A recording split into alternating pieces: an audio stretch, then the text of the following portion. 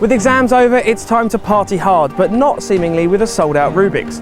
I'm Mike Fraser and you're watching StagTV's Newsbite. Our top story is the end-of-year show with such famous acts as S Club, Blazing Squad and James Arthur partying hard with students in Rubik's.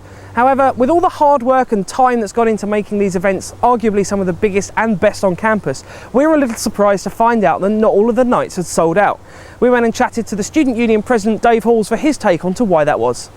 These things are very hit and miss. We've been very fortunate in recent years that the great acts we've had down, we've had Labyrinth, we've had Feeder, and so it's a very, very hard act to follow, and there's that level of expectation almost now that we get a certain calibre of act.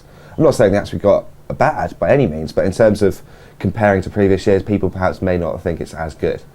The end of year show, along with Freshers Week, is one of the biggest sets of nights we have here at the Students' Union, so obviously we want it to be a complete sellout.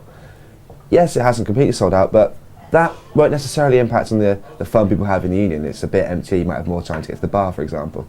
So, yeah, it's not completely sold out, but that's not necessarily a bad thing. Keeping in theme with the end of year show, tonight we'll see the annual lake gathering on the slope adjacent to the lake. In previous years this has been a less formal event, with one year even sporting fire dancers and live DJ music. However, with complaints from local residents regarding the levels of noise and also non-students abusing the open event, things have had to change. The university, in conjunction with the Students' Union, have released a set of guidelines, and we went to Dave to find out what this means to students. Okay, so the core change in terms of impact on your ability to go down to the lake after Rubik's or on Friday night is really that it's wristbanded, and there'll be security patrols just checking that it's only students enjoying the event.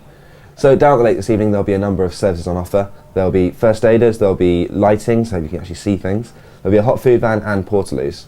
With it being the end of the year, most of you will be moving out of your student halls, houses or flats. For those living off campus, make sure to cancel your TV and internet and give your final energy readings to your energy supplier to ensure that you don't get billed after you leave.